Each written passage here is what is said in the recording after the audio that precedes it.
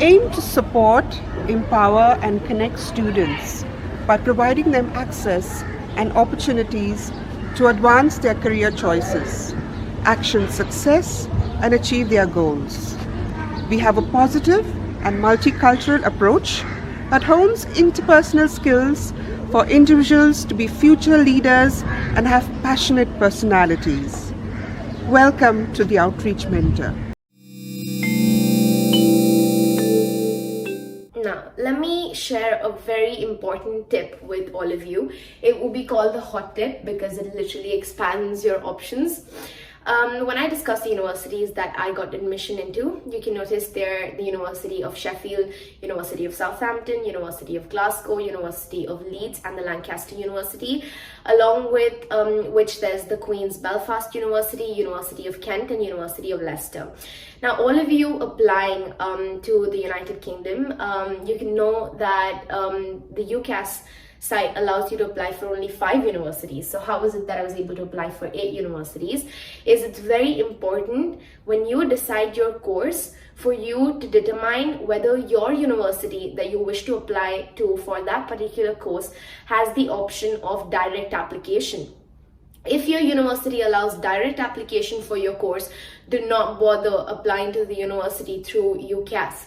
I feel like this was a tip that my counselor had shared with me, and because of which I was able to maximize the options of the universities that I applied into, and it gave me the maximum benefit. I got into all of the universities and I was able to make a clearer choice because I just had more options in front of me, and I had more time to research as well, because time management is important in this aspect. And yeah, I feel like that's a very important tip, and it's extremely helpful. So always check out if this is applicable to your course, and go ahead and do it. Choosing subjects in senior school can be quite stressful, especially for students from CBSE curriculum, because we think when we choose our stream, that is what we would like to pursue in the future. I feel like that is not how it always goes for students. So you always need to understand, choose a field or subjects that you feel like is very transferable, skills that can be used in anything that you are ambiguous between. To give a personal example, I was not sure I'm going to do law in the beginning, and I chose commerce with mathematics. So my subjects were accountancy, mathematics, business, economics, and English. And I was initially thinking of pursuing BBA or BCom with ACCA or CA. It took me a lot of time to realize what my passion was, and I feel like these subjects did help me to do them. So choosing your subjects in senior school, the only advice that is important is to choose subjects that you feel will be transferable in the future, and that you will be able to utilize certain learning that will help you no matter what course or path you choose. It's never too late to change would be the motto when it comes to deciding your subjects in senior school. That's about that.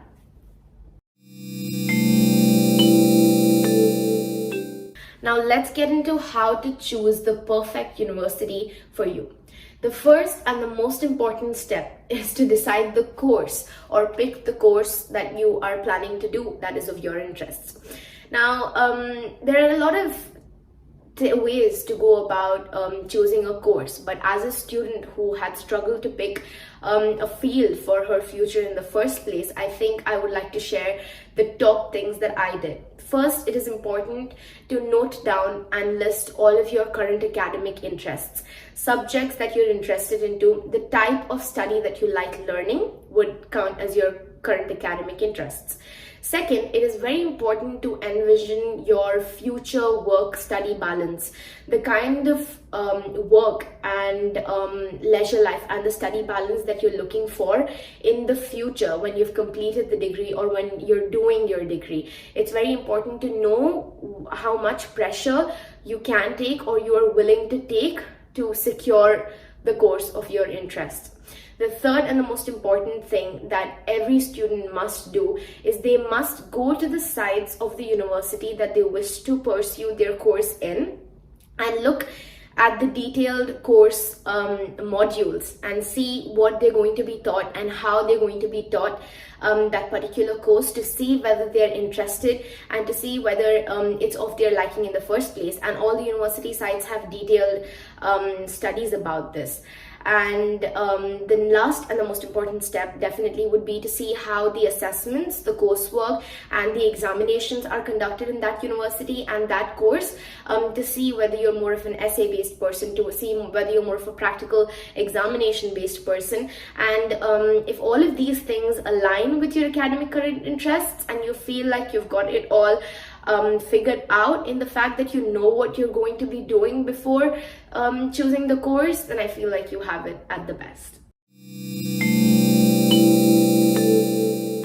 The second step would be deciding whether we want to apply to India or whether we want to apply abroad for the course of interest that we have chosen. A few things that you would need to keep in mind is it mainly depends upon your course of interest. Now, why am I saying this is because when I decided to do law, the main deciding factor for me to do law in the United Kingdom was how my course was taught there and what was the difference between the course being taught in India and the course being taught in UK. The United Kingdom teaches LLB as an undergraduate course by itself, due to which it takes 3 years to complete it when you're learning it without a language. And in India, LLB is done as a combined course with other undergraduate courses like BA LLB or BB LLB, BCom LLB, which takes me 5 years to complete it. And just for the LLB degree, I felt like I wanted the time to be a very important factor in deciding what course I wanted to study, and that is why I chose to do it in the United Kingdom, because it was an important factor along with a lot of other things. So you should know how your course is taught and what is the difference between it being taught in India and it being taught abroad. Second most important thing that you need to consider is how your modules are taught. Different universities have different way of teaching the modules, and so do these universities when based in different countries. So it's very important to do thorough research about how your modules are being taught. The third most important thing is to be able to know whether you will be able to adapt socially and physically into the country. You need to check the weather stats and whether you will be able to survive there and just be healthy in order to be able to study well.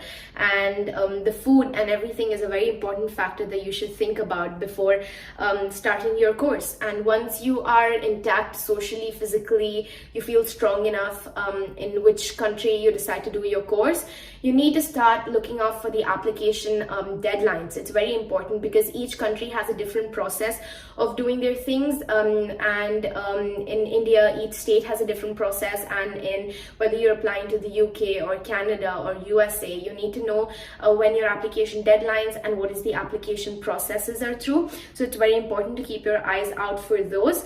And very important factor when applying abroad and in India mostly comes down to your personal statement or the statement of purpose and your CV. Universities abroad give a lot of importance to your personal statement and your CV and your co-curriculars and things that you have done apart from your academic achievements. And it's very important to see whether you are able to fulfill most of the criterias in these spaces, so that you're able to use your time perfectly to see whether applying abroad or India would be the most beneficial for you. And just mentally preparing yourself to adapt to that environment is a very important factor. I feel like these are a lot of tips that you should use when you're deciding whether to apply to India or whether to apply to abroad for courses like LLB or courses of your interest. The third important step when it comes to choosing the perfect university for you is, like I mentioned earlier, when you check the criteria or the requirements that the university has for you to be a successful applicant, you need to see the importance that the university gives to your academic requirements as well as your co-curricular requirements. There is a great importance to scoring well when it comes to your 11th and 12th grade for the CBSE curriculum and all the levels in other curriculums, I hope. And I would like to discuss the importance of being able to score well in 11th and 12th. When you decide your course in 11th grade, I appreciate that there is great amount of difficulty in getting to know the subjects and seeing how intense the course is, but it's very important to always keep your academic step up in school. It's on the basis of your grade 12 exam results that you get your predicted grades, and your predicted grades contribute significantly towards the university determining whether you're going to get scholarships for your university or not. And it is the 12th grade actual results and the predicted results that help you to get your offers in the first place, the conditional offers. And then to make the conditional offers unconditional, require your 12th grade actual results. So you see how important the grades are in you helping yourself to get scholarships and in order to meet the criterion to apply to a university. And equally, it's very important to be able to keep your co-curriculars up and participate in a lot of activities and just do a lot of different things during your school life. So what universities really look for is holistic development. They're looking for skills that students are able to portray while they're able to manage their academics and co-curriculars. So to meet up the expectations of the university, it's always important to remember that the grades do matter somewhere, not always, but mostly they do. So as harsh as that sounds, it's very true. And I would say it's also self-rewarding when you're able to score well and get into the universities that you want, because this is something that you actually want for yourself and you want to work towards. So there is an importance to scoring. The next step is very important. It is about choosing an appropriate educational counselor for you that helps you to apply to the universities. A top tip over here would definitely be to choose your counselor depending upon the country in which you're going to apply to. It's important to see the success percentage of the students that apply through that particular education counselor and get into the country that you're planning to apply to. Many counselors apply to a wide range of countries, and therefore you need to be able to see if that counselor is the best for that particular country.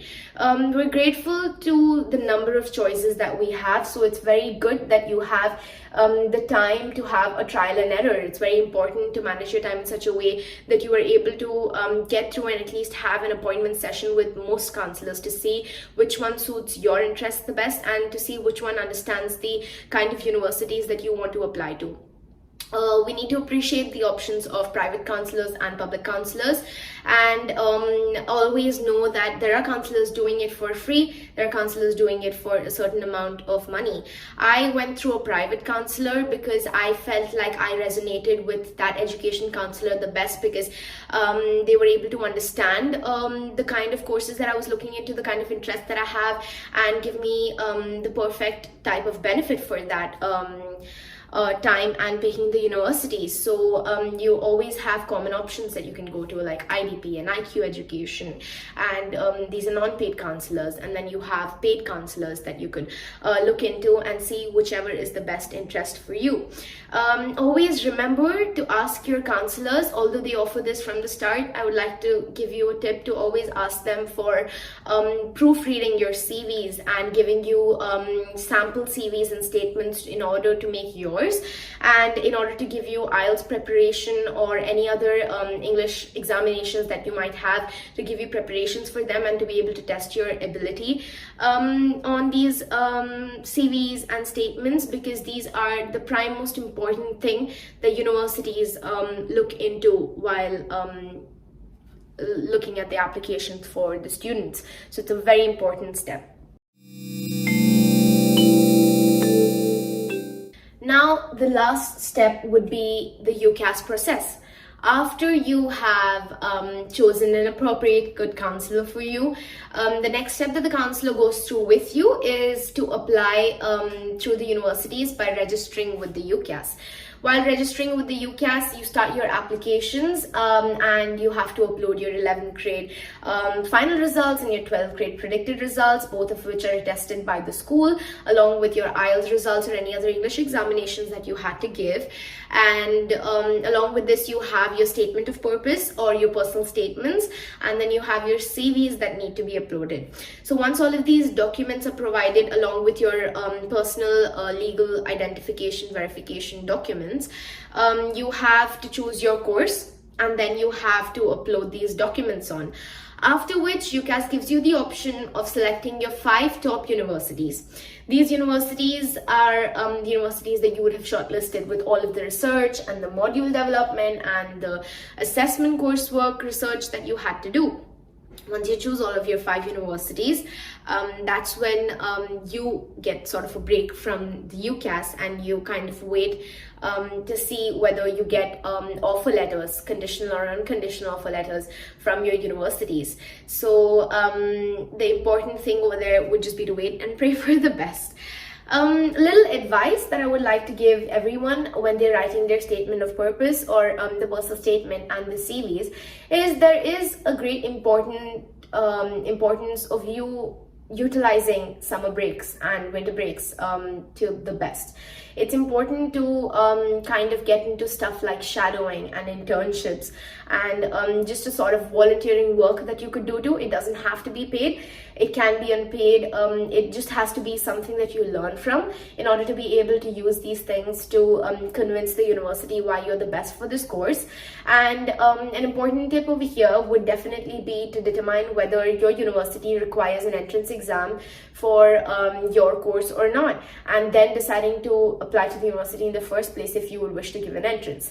For law students, it is important to see whether the university requires an LNAT exam score or any other law examination scores that they are looking forward to be expecting from the students. So these are a few things: internships, volunteering, and just any summer work and these course examinations that students should look out for and complete their registering process with the UCAS.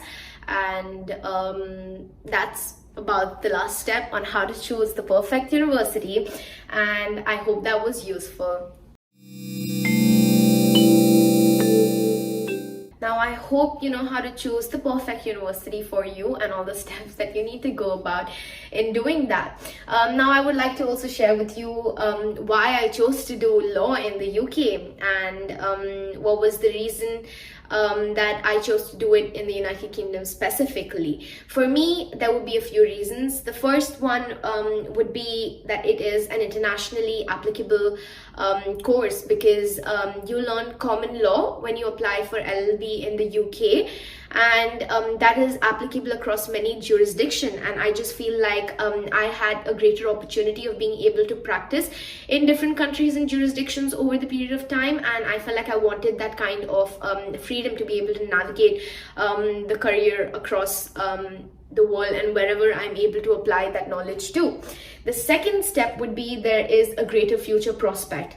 One myth that I would like to break is after doing a 3-year LLB course, it's not necessary to be able to pursue becoming a lawyer only. It is such a transferable course. It teaches you so many skills that can be used across various professions. So I feel like it had a greater future prospect for me. It opened up a lot of greater possibilities of what I wanted to work as and what kind of work was I able to do, and the kind of prospect that I was looking in the UK for would definitely be the kind of firms and the kind of placement and job opportunities that I was around, and UK would be the hub for that. Just giving students an opportunity to work at a very early stage in their career is something that is very prominent abroad and especially in the UK as well. So I felt like I wanted to make use of that opportunity, and definitely cannot explain the transferable skills enough and how how it would help me across any profession that I would choose to go to even after doing a 3-year undergrad degree in LLB. And the fourth important reason I already discussed with you all at the start was that it is a 3-year course as compared to as the 5-year course in India, and I felt like I wanted to determine whether I really wanted to do the course, and I felt like 3 years was an appropriate time and the best way to be able to tell what is the thing that I want to do in the future. So I feel like all of these things aligned well when I decided to do law in the UK. And it is a very intense course. It takes a lot on you because, especially coming from a different curriculum and academic background, just going to the British curriculum was pretty surprising and was pretty challenging and at the same time amazing. So I feel like that's why I chose to do law in the UK. And what it's like to do law, what it's like to be doing law right now would be that I feel like I find out new things about myself and the course every day, and I feel like that's the most engaging part of it. So yeah, that's about why I chose to do law in the UK and what it is like to do it. Now, like I mentioned earlier, it is not very necessary for you to be able to work as a lawyer or just pursue the path of being a lawyer after a 3-year LLB degree. There are a lot of options that are available to people, and these are just a few options, like being an advocate or a notary or a law reporter, or working as a magistrate or a public prosecutor on this with the CPS, and just being legal advisor, legal expert, and you can work in any of the business fields and consulting, and these are just a few options, but there are a lot more things that you can do with your law degree when you decide to intertwine with it with your masters and everything. I feel like it's a very open field, and that's what gives me confidence to be able to do it, is because I don't have to end up in a certain place. There are many things that I can be able to navigate through, and just planning and time management will help that. So these are the options and the career path that you have after law, but there are just so many things that you can do with the degree that it really helps.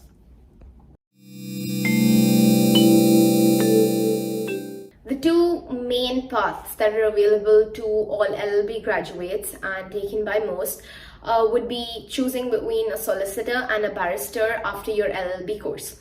Let's start by thinking about how do you qualify as a solicitor. Before September 2021, the course would have been the LPC route, that is the legal practitioner course route, where after you get your LLB degree or a graduate diploma in law, you would have to take the LPC route, which would involve a professional skills course for a certain period of time, after which you'll have to secure a training contract with a firm and acquire work experience like that, and have to go through a professional suitability character examination, which will help you qualify as a solicitor. But from September 2021 onwards, you'll have to take the SQE approach, that is the solicitor qualifying examination course, where after your LLP degree, you'd have to write and qualify through 2 of the examinations that are called the SQE1 and SQE2, after which you'd have to acquire certain qualifying work experience and then go through the character and suitability examination. And after you pass all of that, you'll be able to qualify as a solicitor in England and Wales. This approach is very different to that of the barrister. If you're looking to become a barrister or thinking of looking into the area of becoming a barrister, you'd have to know that you'll have to complete your LLB degree, after which you'd have to do a vocational component of the bar course training, and after which you'd have a year of your pupillage training that would most likely take place in the chambers. And after you complete those requirements, can you qualify as barrister. These are the 2 main important parts, apart from the lot of other opportunities that LLB students would have as graduates from the LLB course. So that's about choosing between becoming a solicitor or a barrister.